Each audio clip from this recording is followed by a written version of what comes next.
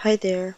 Um, in the previous video, we've connected and managed SSH keys from your local PC to our remote server and log in through it without any password. And we've created private keys and public keys and copy the public keys easily through the command we have used in the previous video. So now we will use an alternative in case the command that we've used in the previous video, which is SSH copy ID. If that command don't work by default within your local computer, let's say if you're using a Mac, you will have to use an additional program. You will have to install it. But if you don't want to do that, there is another way. There is an alternative way which you can use to almost any OS, I believe. And by the way, this is from DigitalOcean documentation. I just copied this one, and then we can do so. So you can do this. Um, we can create we can do this by, let's say, we generate a new key and then copy the public key wait, through using this command, and it will still do the same thing that this command does.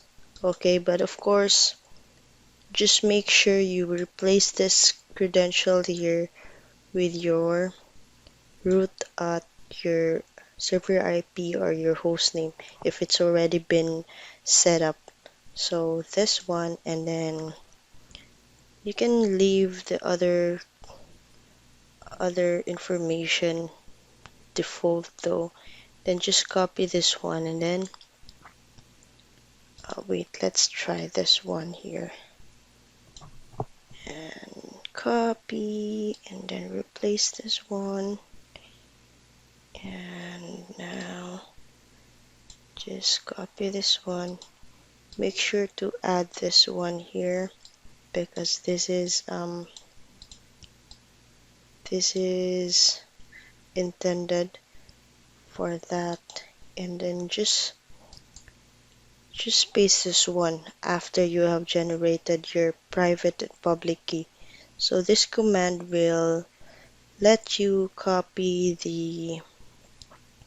your public key into the server, into the remote server, and it will automatically make if that server is new and then it doesn't have an SSH folder and the authorized keys file, it will automatically do this for you by this command, and also it will automatically as well change the permission that will let you use the SSH connection using SSH keys. Is that the right term? But to make it simpler, it will this will make it the how it works is just the same as the easy command that we've done in the previous video. So once you've run this one, but I will not do this here, or maybe I can do this within, let's see, because I already have that one added. So maybe I'll just do this one within my, let's try this within my, wait a bit, let's do this within my user. So this is my user, and I believe I already have oops, sorry. I already have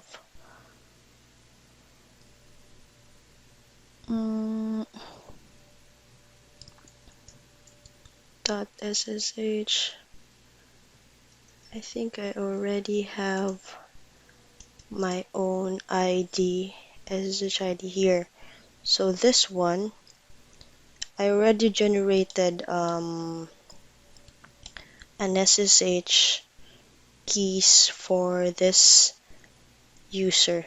So if you haven't yet if you don't know yet to generate this SSH keys, the private and public key, you can do this by this command, or else to know it step by step, then you can watch my previous video to have a visual guide to do it on your own. So that's how you can do that. And then since I already have this in mind, will now try this one. We'll now copy that SSH public key into my remote server, which is this one, and this is how we can do that. So here, so you need to first of course be at the, wait a bit, let's see, SSH, of course. So let's just maybe you can of course go to the home or wherever you are. I believe it's okay, because this command will copy it with the direction or the directory or the right directory already, so it doesn't matter where you are. So let me see, I'm in my user my user account, which is Malwix. Let me clear this thing out first. So as told earlier, already generated SSH keys which is the private and public key. So this command will let me copy my public key to this remote server here. Okay, and this command will be your alternative to using SSH copy ID command, which is not available to all OS.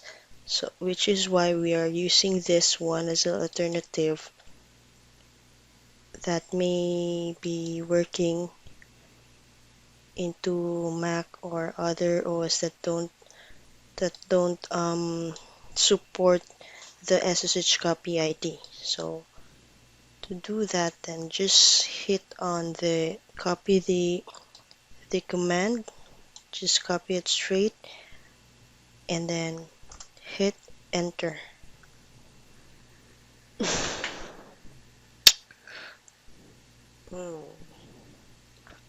Did not work, maybe because we have not added the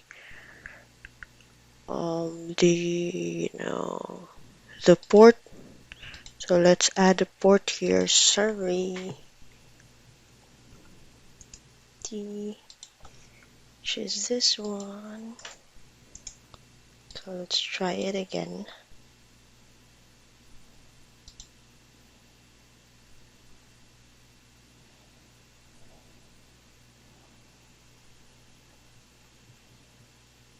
Two 2290. Wait, so that I don't.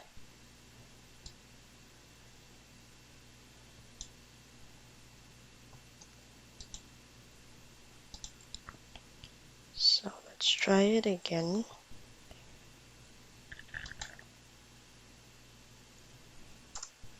enter. So now the authenticity of the host can't be established. Want to continue? So let's go ahead and yes, permanently added to the list of known hosts.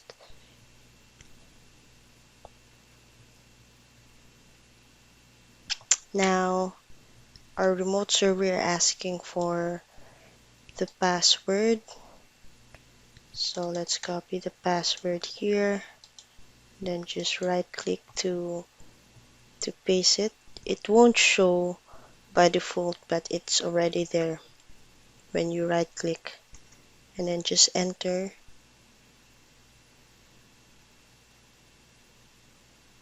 And poof, now it should be already copied. So now let's try to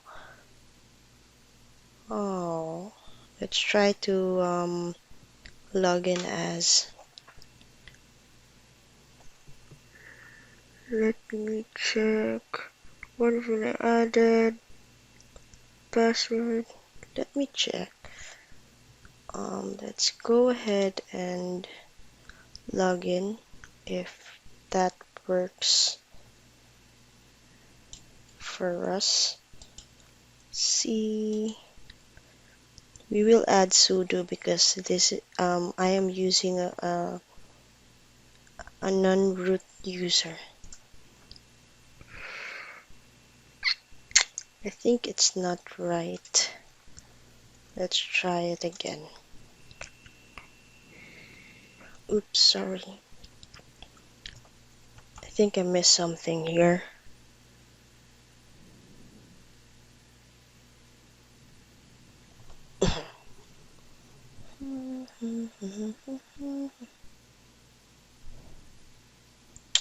What have we missed? Maybe it's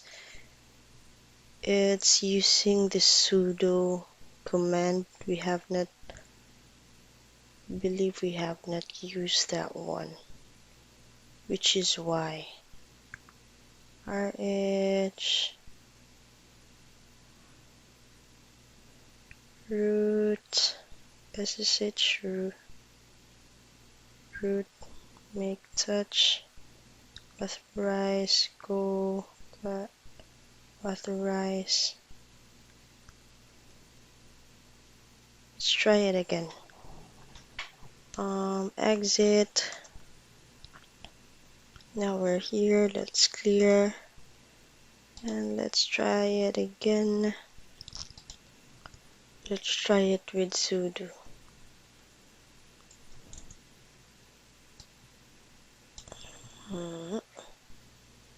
Or maybe we'll just generate another public key for this if it doesn't work. So let's try it again here.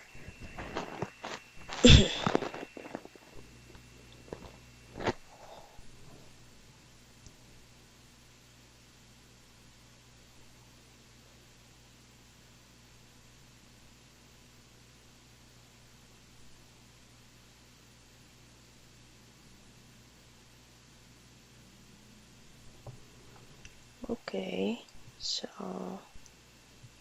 sudo SSH root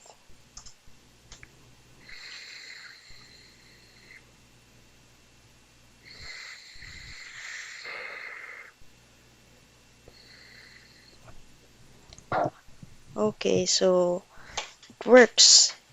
The remote server didn't ask for password, and now we're good to go. So earlier it didn't work because we haven't added a sudo command, which we need to because we are using a user account which is not a root user. That's why. So that's it for this video, and next video we will do the manual way of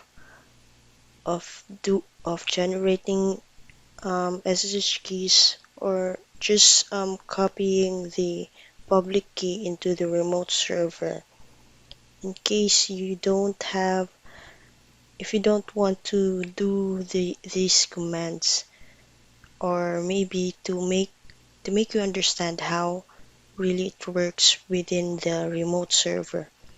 Okay, so thanks for watching and see you next time.